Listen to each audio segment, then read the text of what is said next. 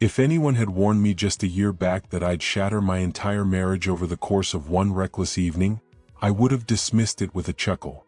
I always saw myself as the type of lady who stayed faithful, who wouldn't gamble away genuine connection for fleeting thrills. I prided myself on being the sensible partner, the grounded one, the spouse who truly appreciated what she held close. But existence has this sneaky habit of unveiling your true colors right when a lure comes calling softly in your ear. For me, that soft call arrived shaped like Carl Johnson, a figure I'd recognized ages before he ever hit reply on my note. Back in our university days, I harbored this innocent infatuation with him. He ruled the school scene, the ultimate charmer with his strings, tousled locks, effortless grin, the sort boys envied and girls vied for. Me? I blended into the crowd, just another admirer gazing from the rear seats, never catching his eye in any meaningful way. Leap ahead a dozen years and he'd climb to real recognition, not mega-celebrity status, but solid enough to fill venues, hit the road across towns, and build a dedicated following. I trailed his updates on social feeds like folks do with faded youthful mementos. Nothing intense, merely popping in now and then to glimpse how life had unfolded for them. One twilight, I dropped a simple reaction on his update. Just a tiny love symbol, no schemes behind it, pure idle interest. Yet when he responded, that's when the ground tilted subtly underfoot. It wasn't the words themselves, but the rush they stirred, a dormant youthful daydream stirring awake within this lady who'd grown convinced her routine had turned far too ordinary. He followed up with another note. Then more, teasing lightly, warm and easygoing, like we shared this private bond nobody else deserved to peek into. I could have shared it all with Jeremy. I chose silence instead. I tucked those exchanges away like treasured secrets nobody could touch. I hate owning up to it, but those little pings ignited feelings I'd forgotten even existed. A spark of thrill, a glow of notice, a boost of worth, something purely for me, something risky and alive. Before long, I caught myself anticipating Carl's responses way more eagerly than Jeremy's return from his shifts. And Jeremy, my reliable, kind-hearted Jeremy, remained blissfully unaware. He placed his faith in me far beyond what I ever earned. The slide happened gradually at the start. A midnight chat slipping in here, a sweet remark landing there, a shared laugh building inside knowledge. Then came the evening Carl fired off a line that pushed boundaries, something hinting at more, something no committed wife ought to indulge. I paused for perhaps a handful of heartbeats, then dove right in with my own playful tease. That marked my initial betrayal, not in the flesh but deep in thoughts and feelings. The sort that brews quietly in your head ages before spilling outward. It tasted forbidden. It buzzed with energy, and that mix hooks you hard. So our talks grew deeper, more revealing, more charged with closeness. We swapped laughs over old school tales. We opened up about our current paths. Soon enough, the flirtation flowed without restraint, and I was the one flinging the gates wider each passing day. Jeremy lingered steady in the backdrop, whipping up meals alongside me, chuckling at our favorite programs, seeking my touch under the covers. Yet I kept pulling farther from his reach, drawn to Carl as this symbol of the self I'd never chased. The lively spirit, the adventurous soul, the muse-inspiring tunes from artists. Sounds absurd now, I realize, but once you begin yearning for dreams over what's real, the divide between proper and misguided fades until every choice seems like a valid excuse. And boy, did I craft excuses for it all. He's merely a past fancy. Nothing heavy here. I earn a dash of spark in my days. Jeremy's anchored anyway, he won't walk. That final one? The grandest deception I ever fed my own mind. When Carl rolled into town for his gig, our digital exchanges had long shed any pretense of purity. They crackled with intensity, loaded with hints that ditched all casual vibes. He extended an invite to catch the set. I accepted without a second's doubt. When he mentioned craving a private catch-up afterward, I didn't push back. Lord, I should have. I absolutely should have. But that sense of deserving twists your view, convincing you fallout skips over your steps, that fate will cushion your foolish leaps. So on the very evening of our special yearly meal, I crossed into the unthinkable. Jeremy had booked our spot at that beloved grill house, our cherished ritual. He slipped into the top I adored on him, styled his strands just how I preferred, beamed at me like our duo defined his universe. And me? I kept glancing at the clock, ensuring I'd make Carl's spotlight. My thoughts skipped our bond entirely. They ignored our promises. They overlooked the devoted guy across the table, still viewing me as his steadfast companion. My focus locked on illusion. I met Jeremy's eyes and laid it bare. I craved one evening tangled with someone else. I can still pinpoint the precise second his warmth faded from his features. No shouts erupted. No pleas spilled out. He simply fixed on me like I'd morphed into an unknown face. And rather than retreat, instead of grasping the nightmare I'd unleashed, I pressed harder. It's merely wrapping up loose ends. A longing I've carried forever. Our foundation stands strong. Each phrase I uttered drove another wound into his core. I didn't simply stray that night. I fractured him completely. And the cruelest truth, I failed to grasp the wreckage in the moment. Not at all. I rose from our seats, donned that sleek ebony outfit he cherished, the one meant solely for his gaze, and I stepped away toward Carl. I abandoned our partnership as if it were a brief pause, as though dawn would erase it all seamlessly. But unions don't bounce back like that. Folks don't snap to former selves. Faith doesn't mend overnight. I remained blind to it still. What unfolded with Carl? I'll skip the specifics, not out of concealment, but since it lacked any grand romance. It rang hollow, superficial, a mirage peeling under scrutiny. No enchantment, no value in torching a lifelong tie. That truth struck around the wee hours, but insight arrives too late once harm's sealed. I slipped back before sunrise, mentally scripting my defenses, assuring myself Jeremy would sting but ultimately pardon. He always extended grace my way. I twisted the knob. Emptiness greeted me. Not the hush of a resting spouse. A barren, soulless void. I ventured to our sleeping quarters. Sheets pristine, undisturbed. I whispered his name softly, then raised my volume. Echoes alone returned. I flung open our storage. Rows of bare hooks stared back.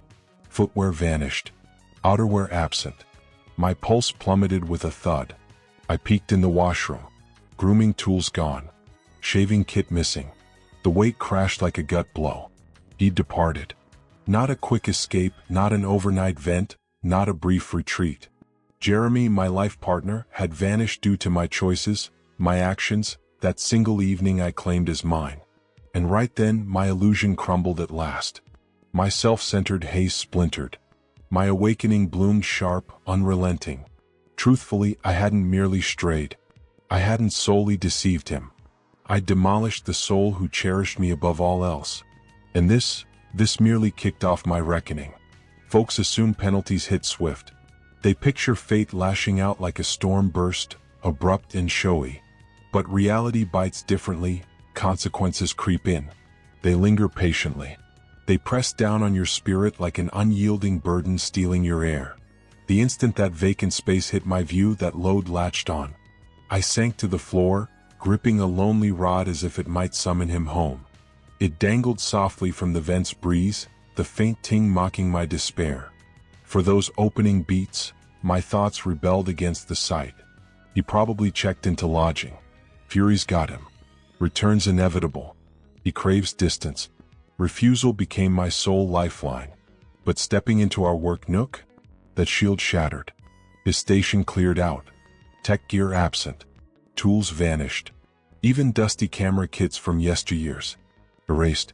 Documents, pads, storage drives, all whisked away. No one hauls their essence in night's depths unless vanishing's the goal. My inhales caught short. My grip trembled wildly. I rang his line, direct to recording. Messages sent, landed unseen. I tried over and over, escalating pleas. 17 dials. 17 grasps at a figure who'd faded from the realm I'd dismissed as guaranteed. At a certain moment, I found myself collapsing against the corridor barrier, unleashing sobs that echoed unnaturally, the type that tear right through your core as if your very foundation is crumbling inward. I wasn't weeping over the act of my infidelity itself. No, the tears came because, for the very first time, the full weight of my losses crashed into clarity. As dawn's light slipped into our space like an unwanted intruder, it cast harsh glows on the void I'd single-handedly carved out. I couldn't remain frozen in place.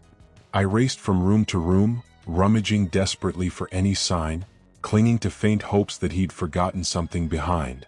Even the smallest token, a scribbled word, a quick note, some subtle clue.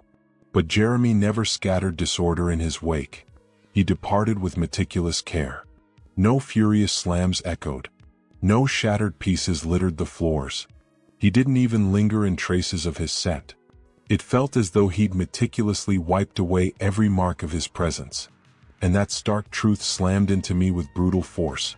He hadn't stormed off in a fit of rage. He'd chosen to walk because he'd reached his absolute limit. That afternoon, I sped to his workplace, still clad in the very gown from the previous evening, the one I now despised more fiercely than any possession in my closet. Stepping into the entrance area, the front desk attendant, Mike, glanced up with a puzzled expression. "Ah, Erica, good to see you," he greeted. Jeremy phoned in unwell. Something about bad food hitting him hard. Bad food? That's the excuse he fed them. This from the guy who struggled with even the tiniest fib to shield himself, now weaving a seamless getaway tale. Did he mention anything else at all? I pressed, my words quivering so intensely I had to brace against the surface for support. Mike paused, eyelids fluttering. Nothing really, he appeared normal the day prior. Talked about refreshing his work samples shortly. Why, has there been some issue?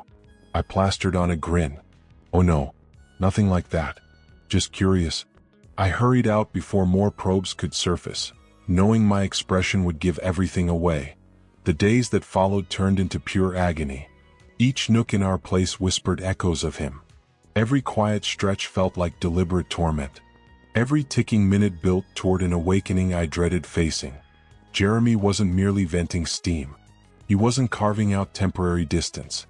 Jeremy had slipped away from our shared dwelling, our community, and perhaps even from the core identity I'd woven my existence around. I submitted a report for a lost individual, a frantic, knee-jerk decision from a soul convinced the universe might soften at the sight of her despair. The investigator took notes, his writing tool drumming lazily on the pad. As I recounted how Jeremy vanished following my evening entangled with a past acquaintance, his stance shifted subtly. His features tightened just a touch. His words shed any trace of warmth. "Listen, ma'am," he explained, "your spouse isn't lost in the way you think." He pulled out his personal funds, gathered his items, and chose to depart on his own terms. This falls under personal matters, not a crime scene. Those phrases cut deep into my being. Chose to depart. Willingly, deliberately, with full intent. No impulsive breakdown drove him. No rash outburst in the heat. Jeremy had orchestrated it all. He'd mapped out his exit for me, and I'd supplied every justification he required. A few sunrises later, the financial institution reached out. "Mrs. Spencer, this concerns a recent pull from your shared holdings." A surge of alarm raced through my veins. "What kind of pull?" 37 grand, cleared properly with your partner's approval." My fingers clenched the device harder. That represented our safeguard stash. The sole buffer I'd always viewed as untouchable. The advisor pressed on. "We're touching base to ensure all involved know, considering the size." Not everyone knew, not the one left piecing together fragments. I ended the connection and slumped into the seating, gazing emptily at the blank surface. Jeremy had claimed precisely his portion. Not a cent beyond. That's how I grasped he aimed for no monetary vengeance. He simply fortified his fresh chapter. The existence he no longer envisioned including me. The week that unfolded seemed like a hazy dream. I kept anticipating his outreach, a heated call, a tearful outburst, demands for why I'd crossed that line. But explanations held no appeal for him. No justifications tempted him. I no longer factored in. I turned to our circle. Shock rippled through most. Empathy flowed from some. Judgment simmered quietly or burst openly from others. How could you gamble your whole world on a performer? You always praised Jeremy so glowingly. Better to voice your unrest than leap into that. Each comment pricked like fresh thorns against my flesh. But the deepest sting came from reaching his sibling. She answered swiftly, "Erica, what's the reason for this?" Her delivery lacked fury. It chilled to the bone, as if awareness had already settled. I have to learn if Jeremy touched base with you." Silence stretched long. "No." "Did he share any details? Even a whisper?" "No." "Yet if he had, you'd stay in the dark." My airway constricted. "It was an error," I breathed out faintly. "No, Erica," she countered gently, but with a sharpness etched forever in my mind. "You selected that path." Click. The line died. And in that exchange, the gap between slip-up and deliberate act crystallized for me. As weeks blurred by, no charges appeared on plastic, no signals from his device, no outreach to kin, no digital footprints. Jeremy had dissolved so completely, it mirrored as if he'd never walked these halls. Every twilight, I tossed wide-eyed, looping that instant I strode from our meal spot. The heartbeat where I believed I could pursue whimsy and stroll back to a devoted companion who'd never faltered. Such hubris, such folly, such crushing innocence. The harshest element wasn't his absence. It was recognizing he'd fled upon finally seeing his own value. And I'd been the catalyst unveiling that truth to him. 3 moons post-disappearance, a delivery landed. A slim courier packet, unadorned, sender veiled. My palms quaked while tearing it open. Legal dissolution forms. Void of any personal touch, no accusations, no farewells. Merely his mark in the required spots. Neat, conclusive, exact. No bitterness fueled it. No score settling. Pure resolution. The sort he'd never sought, yet the kind my deeds compelled him to pursue. My partner refrained from outbursts. He skipped slurs. He avoided any strikes back. He merely exited my orbit. And that carved the keenest wound imaginable. I lingered on the ground clutching those sheets for what felt like eternity, 60 minutes, perhaps double, maybe endless. Clocks lost relevance once he'd gone. My droplets blurred the borders of the sheets, and my full awakening rooted deep within my frame. I hadn't merely strayed from my vows. I'd propelled him toward evolving into a soul who required nothing from me, felt nothing for me anymore. And that merely scratched the surface of my downward spiral. Folks rarely share what lingers after you've wrecked your path. Films fade out. Stories wrap with morals absorbed. Online voices chime, serves you right. But existence presses onward, relentless even when you beg for pause. When Jeremy dispatched those forms, I delayed my endorsement for a trio of months. Not from illusions of his return, but since committing ink felt like sealing the tomb I'd constructed myself. In time, the world demanded action. I fixed my name. I dispatched the bundle. And in a flash, the partnership I'd ravaged stood officially dissolved. Yet the mourning stretched far longer. Sorrow for his loss. Sorrow for the self I'd believed in. Sorrow for grasping that the guy who'd adored me without conditions had faded into an unreachable echo. The spans following our split dragged like heavy sludge. I attempted connections, stumbled. Sought diversions, faltered. Aimed to reconstruct my value, crashed spectacularly. I'd never confessed this aloud, but I scoured his virtual trails weekly, then daily. Social profiles evaporated. Professional page stagnant, untouched. It mirrored his total evaporation into mist. And that enigma, that profound quiet, tormented me deeper than any furious tirade ever might. For quiet signals tranquility. And tranquility signaled he'd mended apart from me. In the initial cycle, a startling revelation struck. Pure chance brought it. I leafed through a design periodical in a waiting area, pages turning absent-mindedly to dodge inner turmoil. That's when everything halted, for sprawled across a shiny spread loomed a title unspoken from my lips in ages. Jeremy Spencer. Beside it, a sweeping image of a modern lodge front bathed in evening hues. Attribution for the shot. Summit Design Captures established by Jeremy Spencer. My breath caught sharp. My grasp wavered, for the capture wasn't merely pleasing, it stole your air. The caliber you'd linked to a seasoned creator honing skills across lifetimes, not the partner I'd once urged toward steadier grounds. The piece highlighted his swift ascent, his unique stylistic flair, his unparalleled knack for shapes and illumination. They dubbed him innovative. My spouse, the one I'd abandoned. The one I'd labeled secure and mundane. An innovator. I bolted from that appointment unfinished. Air evaded me, thoughts scattered, disbelief surged that amid my suffocating remorse, Jeremy soared to unprecedented peaks without my shadow. In the second rotation, triumphs unfolded I never anticipated. Once his identity surfaced in print, it seemed destiny thrust him into my view relentlessly. A city signboard showcasing his corporate structure snap, a streaming clip interviewing him on eco-friendly visuals, a community gathering with his firm backing a structural showcase. It grew evident that Jeremy hadn't vanished into oblivion. No, he flourished boldly and the spotlight began embracing him. Through features in publications, quiet buzz in circles, and professional hubs online, I pieced together his relocation to the Rockies hub, launching his own creative space, assembling a crew of talents and securing deals spanning the country. Each fresh triumph of his etched deeper scars within my soul. Not from any bitterness toward him, but from the dawning truth of how I'd stifled his spark, pushing him to remain contained, routine-bound, shielded from risks. He thrived beyond safety. He shone brilliantly, and my narrow focus had blinded me to that glow. In the third cycle, an unexpected summons shifted my world entirely. 3 full turns since he'd faded from my daily existence, I stepped into the yearly celebration for the Green Building Alliance, arm in arm with a fellow named Raymond I'd been seeing lightly. Wealth poured from him, manners polished, depths shallow, the type who offered no shocks, no heartbreaks, simply because his inner world ran too surface level for either. I prepped meticulously that evening. A flowing midnight ensemble, understated gems, strands falling in gentle waves. For a fleeting beat, I glimpsed my former essence.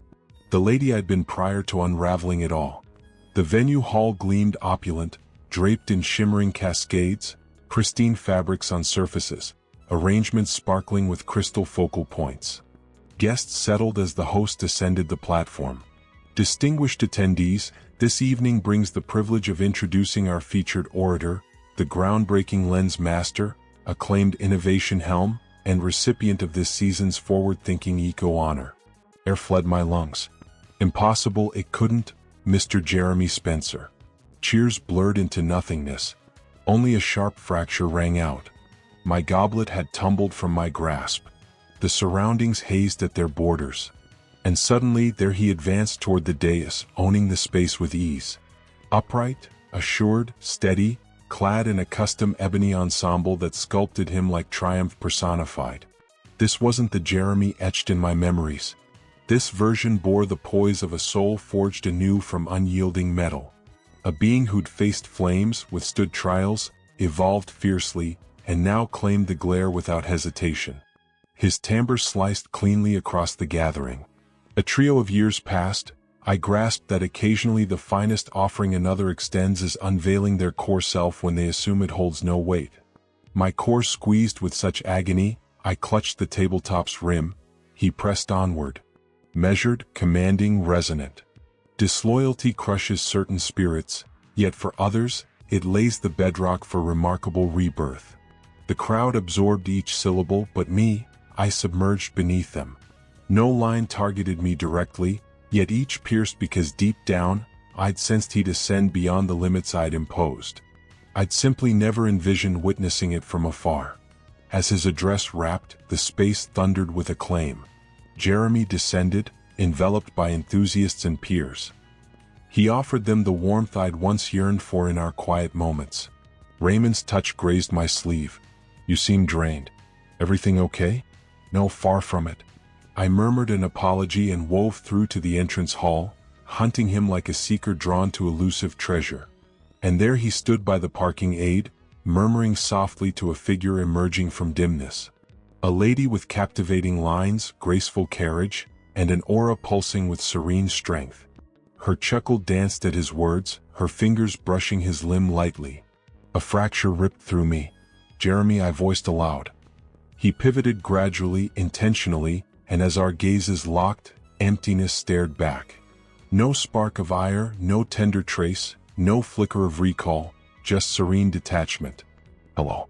I exhaled, drawing nearer. Oh, we must converse. He fiddled with his sleeve links. On what matter? His inflection lacked chill.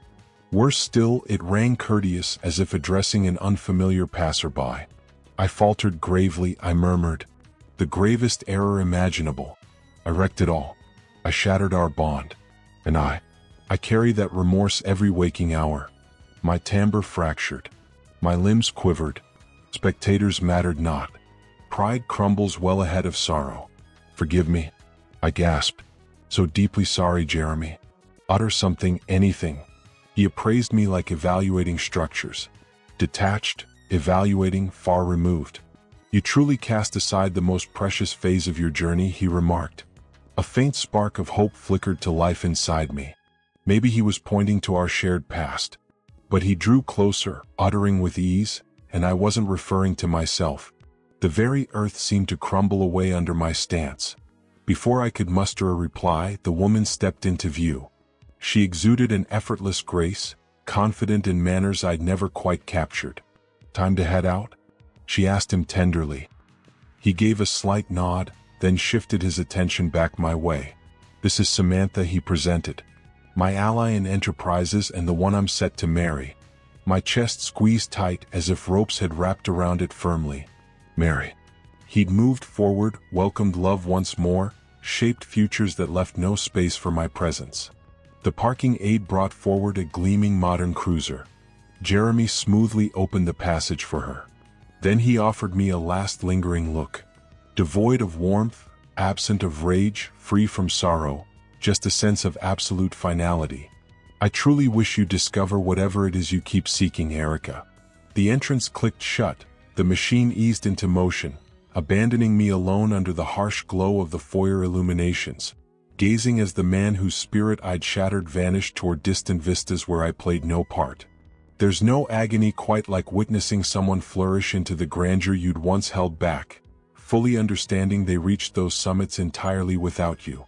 If this tale of shattered trust and unexpected rebirth has gripped your imagination or sparked a moment of reflection on the true price of fleeting choices, tap that like button to share the impact. Subscribe to Dark Infidelity Stories for even more riveting accounts of hidden passions and their fallout.